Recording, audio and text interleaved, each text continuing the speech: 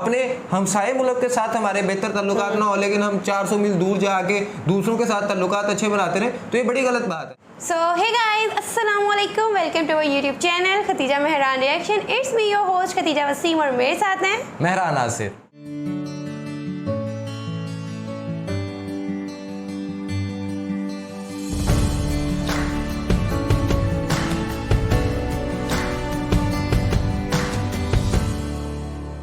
आज इस वीडियो के ऊपर हम रिएक्ट करने जा रहे हैं पाकिस्तान में इमरान खान को पावर से आउट कर दिया गया है, इमरान खान को गवर्नमेंट से निकाल दिया गया है।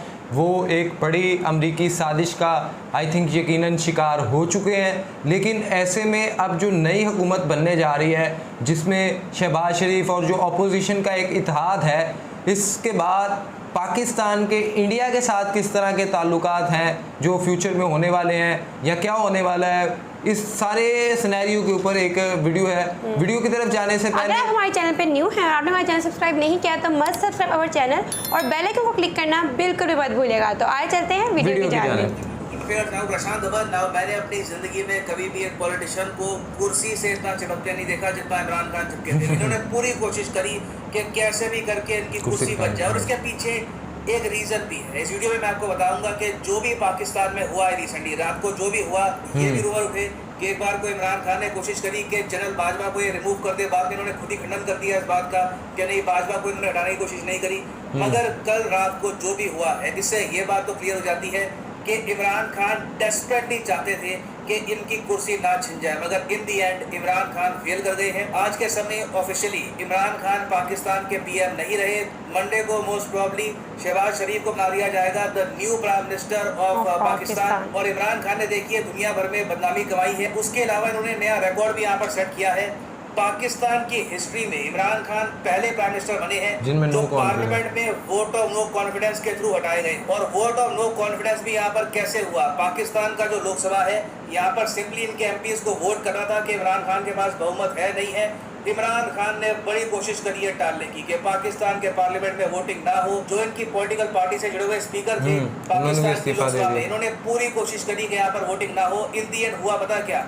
पाकिस्तान के पार्लियामेंट के बाहर ये वैन लगानी पड़ी, प्रिजनर वैन, कि अगर पाकिस्तान में ये लोग वोटिंग नहीं करवाएंगे, पाकिस्तान की पार्लियामेंट में ये लोग वोटिंग नहीं करवाएंगे तो सीधा डेप्यूटी स्पीकर और स्पीकर को डाल दिया जाएगा जेल में। अंत में हुआ क्या कि दोनों स्पीकर्स ने रेजिग्नेशन दे दी रात के 12 बजे, और उसके बाद नए स्पीकर अपॉइंट हुए और फिर फाइनली वोटिंग हुई है। और इमरान खान देखिए पार्लियामेंट में आए ही नहीं। कुछ रिपोर्ट्स ये भी क्लेम कर रही थी कि इनको ऑल टुगेदर हाउस अरेस्ट में भी रखा गया, मगर इमरान खान की पार्टी ऑल टुगेदर पार्लियामेंट से गायब थी। ऑपोजिशन पार्टी से इकट्ठा हुई, इनके पास 174 वोट्स आ गए और आराम से आज के समय इमरान खान की सरकार खत्म हो चुकी है। मगर इमरान खान ने कुर्सी छोड़ने से पहले 3 डिमांड्स भी रखी थी। वो 3 डिमांड्स क्या थी? एक इनकी डिमांड ये है कि इनको अरेस्ट नहीं किया जाएगा। दूसरी इनकी डिमांड ये थी कि पाकिस्तान के नए पीएम शहबाज शरीफ नहीं बनेंगे। फिर तीसरी इनकी डिमांड ये थी कि इनको मिलनी चाहिए immunity under the National Reconciliation Ordinance NRO। Basically Imran Khan को अब डर ये है कि इमरान खान दूसरों को NRO नहीं देते, खुद NRO निकालेंगे। इमरान खान की पार्टी के जो इनके मिनिस्टर्स हैं, इमरान खान खुद इनको जेल में डाल सकते हैं। इनके खिलाफ जो केसेस हैं करप्शन के, ये तेजी से आगे बढ़ेंगे। और ऑलरेडी हम देख रहे हैं कि इमरान खान की पार्टी के कई लोग हैं, उनके घरों में छापे पड़े हैं, रेड्स हुई हैं, और डेफिनेटली कहीं ना कहीं देखिए इमरान खान को तकलीफ तो पहुंचाई जाएगी। कोई बड़ी बात नहीं है कि कुछ समय के लिए इमरान खान को जेल भी कर देंगे, दैट इज ऑल्सो पॉसिबल। मगर यहाँ पे आप एक बहुत ही बेसिक क्वेश्चन पूछेंगे, अच्छा पाकिस्तान में अगले इलेक्शन कब है? 2023 में। तो अभी जो ये गठबंधन की सरकार बन गई है पाकिस्तान में, ये मैक्सिमम कितने समय तक पावर में रहेंगे? 1 साल के आसपास। तो इन लोगों ने इतना एफर्ट यहाँ पर क्यों डाला? 1 साल तक ये पावर में रहना क्यों चाहते हैं? देखिए मेन इशू यहाँ पर ये नहीं है कि 1 साल तक कौन पीएम बनेगा। मेन इशू यहाँ पर यह था कि 2023 में जो पाकिस्तान में चुनाव होने हैं उसके रूल्स कौन तय करेगा? क्योंकि electronic voting machine Pakistan EVM शरीफ पीएम होंगे। ये फोकस करने वाले हैं प्राइमरली इलेक्टोरल रिफॉर्म्स पर। मतलब कि 2023 के चुनाव में जो मेन लॉज हैं इनको कैसे चेंज किया जाएगा। फॉर एग्जांपल देखिए इमरान खान ने ये कोशिश करी कि जो पाकिस्तानीज पाकिस्तान के बाहर रहते हैं, जो ओवरसीज पाकिस्तानीज हैं, जो अपने आप में बहुत ही बड़ी आबादी है, करीब 90 लाख के आसपास ओवरसीज पाकिस्तानीज हैं, 1 करोड़, हाँ, ये पाकिस्तान के इलेक्शन में वोट कर पाए। इसका रीजन ये है कि जो ओवरसीज पाकिस्तानी है वहाँ पे आप अगर देखो तो इमरान खान की पॉपुलैरिटी आपको बहुत ज़्यादा मिलेगी। उसके अलावा इमरान खान का एक सपना ये था कि कि पाकिस्तान में जो अगले इलेक्शन होंगे यहाँ पर ईवीएम का यूज किया जाए। ईवीएम का मतलब आपको पता होगा इलेक्ट्रॉनिक वोटिंग मशीन। भारत में जब चुनाव होते हैं तब हम ईवीएम का यूज ही करते हैं ना। तो इमरान खान का यहाँ पर यह सपना था कि पाकिस्तान में भी इतिहास में पहली बार ये लोग ईवीएम से वोटिंग करवाएंगे। इमरान खान को उम्मीद ये थी कि जिस तरीके से इंडिया में फिर इलेक्शन होते हैं, इंडिया में आप अगर देखो तो और किसी चीज़ को लेकर भारत में क्रिटिसिज्म हो या ना हो अलग बात है, मगर हर देश ये कहता है कि इंडिया में इलेक्शन बहुत ही फेयर तरीके से होते हैं। तो इमरान खान का सपना ये था कि जिस तरीके से इंडिया में ईवीएम को हम लोग यूज करते हैं, भी इंडिया में धांधली हो गई, ये हो गया, वो हो गया। तकरीबन उन सबको दूर करने के लिए हाल ईवीएम मशीन का था। यानी जो जो गलतियां हुई थी, अगर आपने वो दुरानी नहीं है तो वो ईवीएम मशीन है। मसलन ये फॉर्म 14, 15 ये सब उड़ जाती है अगर आपके पास ईवीएम मशीन आ जाए। फिर ये जो डबल स्टैंप लगा के रिजेक्टेड वोट्स हैं, आपकी जब ईवीएम मशीन आएगी वो रिजेक्टेड वोट ही खत्म हो जाएगी। तो ये तरीके हैं धांधली के, इसलिए ये ईवीएम मशीन्स को नहीं आना चाहते। दुनिया में है, हिंदुस्तान में ईवीएम मशीन्स पे इलेक्शन होता है, तो यहाँ क्यों रुका हुआ है? और क्यों उन्होंने ऑब्जेक्ट किया उसके ऊपर जो हमने अब कानून पास किया। और दूसरा, ओवरसीज पाकिस्तानी, इनको सबसे बड़ा खदशा ये है कि ओवरसीज पाकिस्तानी तकरीबन ज़्यादातर 90% तहरीक इंसाफ के साथ, तो इसके लिए भी ये पूरी कोशिश कर रहे हैं कि ओवरसीज पाकिस्तानी से किसी तरह वोट ना डाली जाए। तो जो ये दो मुद्दे हैं, इस पर आप देखेंगे कि जो अब नई सरकार बन गई है ये काम करना स्टार्ट कर देगी। पहली बात तो ये लोग ये इंश्योर करेंगे कि ओवरसीज पाकिस्तानीज के पास ज़्यादा वोटिंग पावर ना आ जाए। इमरान खान ने बड़ी कोशिश करी कि उनके पास बड़ा इजी एक्सेस है वोटिंग करने का, तो उनका जो इजी एक्सेस है उसमें काफ़ी बदलाव ये लोग कर देंगे, काफ़ी रूल्स लगा देंगे जिससे ओवरसीज पाकिस्तानीज हैं ये आराम से वोट ना कर पाएँ। फिर दूसरा मैंने आपको बताया था जो ईवीएम को लेकर इशू है, शहबाज शरीफ और जो इनका गठबंधन है ये ईवीएम को लेकर कंफर्टेबल नहीं है। ये लोग मानते हैं कि ईवीएम अगर आ गया, इलेक्ट्रॉनिक वोटिंग मशीन अगर आ गई, तो इससे इमरान खान को एडवांटेज मिल जाएगा। तो ईवीएम का भी अब चांसेस बहुत ज़्यादा कम लगते हैं। रीज़न ऑफ कोर्स यहाँ पर ये दिए जाएंगे। और क्या मैं यहाँ पर ये भी क्लेम नहीं करूँगा कि मैं जी पाकिस्तान को ग्रास रूट में सब कुछ अच्छे समझता हूँ, मैं बिल्कुल एक हाई लेवल का एक्सपर्ट हूँ इस मामले में। ऑब्वियसली पाकिस्तान में जो इलेक्टोरल रिफॉर्म्स हैं बहुत ही कॉम्प्लेक्स इशू है।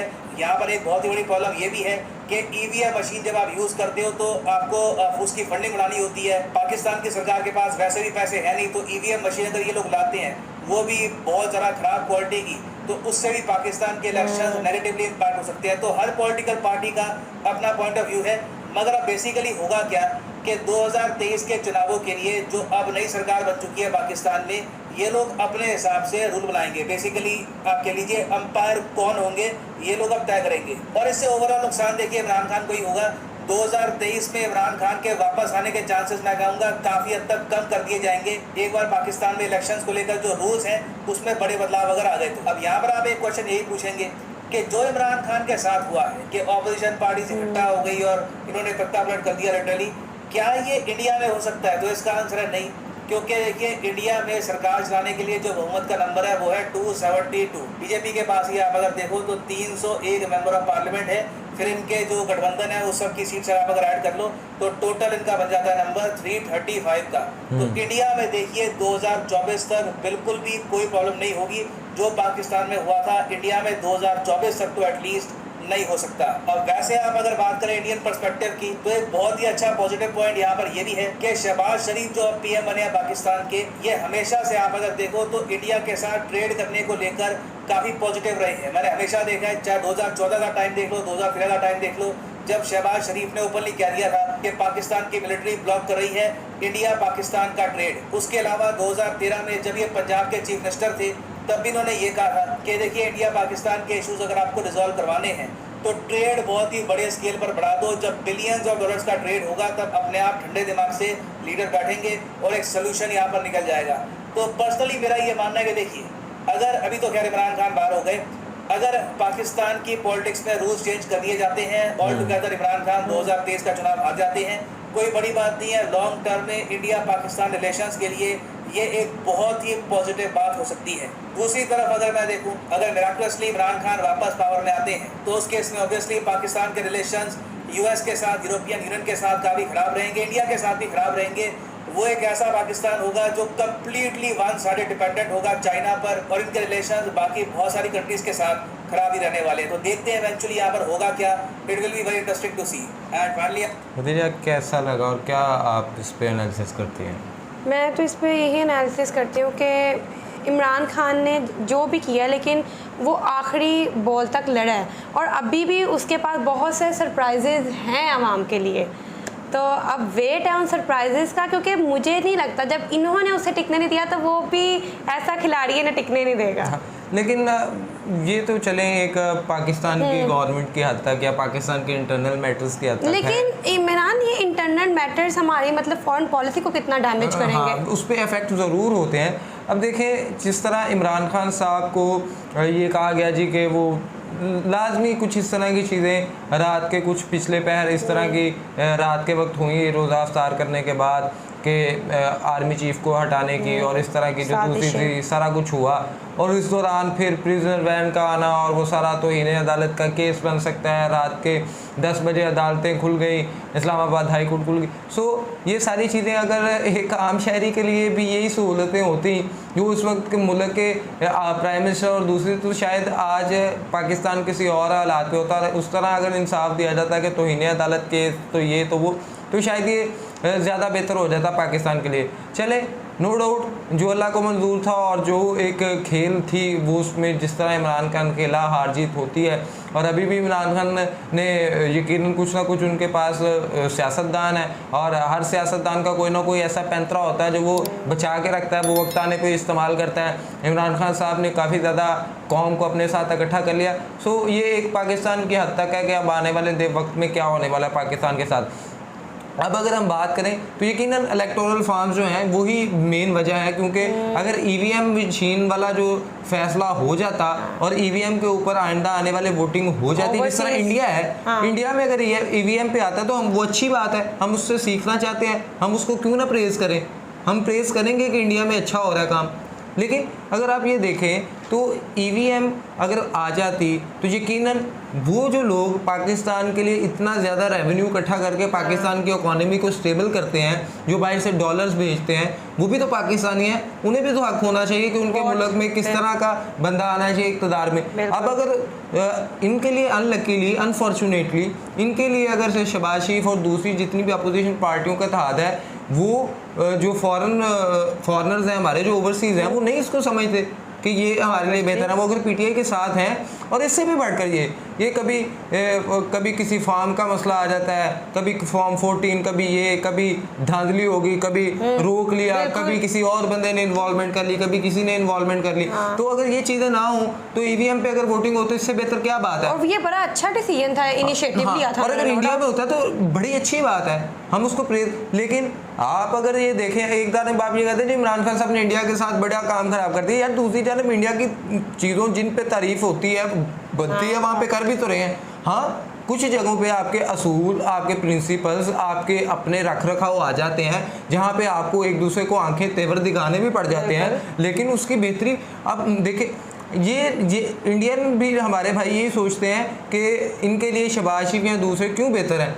यार बात यह है कि वो उनकी शर्तों के ऊपर मैच खेलते हैं, वो उनके बनाए गए असूलों के ऊपर गेम खेलते हैं, ये जो अब आए हैं। लेकिन यहाँ पे इनको अपोजिशन में एक ऐसा बंदा एक ऐसा हम से मिल गया था जो कहता था यार खेलो, कुछ अपनी शर्तें रखो, कुछ खेल के असूल ये तो नहीं है कि हम ये अगर आप बैटिंग करो तो इसका मतलब यह है कि अगर आपकी गेंद विकेट को लग जाए तो नॉट आउट, और अगर हम करें तो हमारी गेंद विकेट को ना भी लगे तो आप कहते हैं आउट। तो इस तरह के असूल नहीं चलेंगे, असूल इस तरह के रखो, कुछ रख रखाओ आपके भी हो हमारे भी हो, कुछ इक्वालिटी कुछ के साथ काम हो। लेकिन यहाँ पे ये जो बात है, यहाँ पे ये क्वालिटी नहीं, ये डिप्राइव आइडेंटिटी बन के काम करेंगे कि ठीक है। और वो कहते हैं कि यार बात यह है कि कुछ ऐसे असूल हैं, आइडियोलॉजीज होती हैं जिनके ऊपर कोई भी मुल्क बनता है। पाकिस्तान जिस आइडियोलॉजी पे बना है, पाकिस्तान की कश्मीर शहर गया, पाकिस्तान उसके लिए क्यों ना आवाज़ उठाए।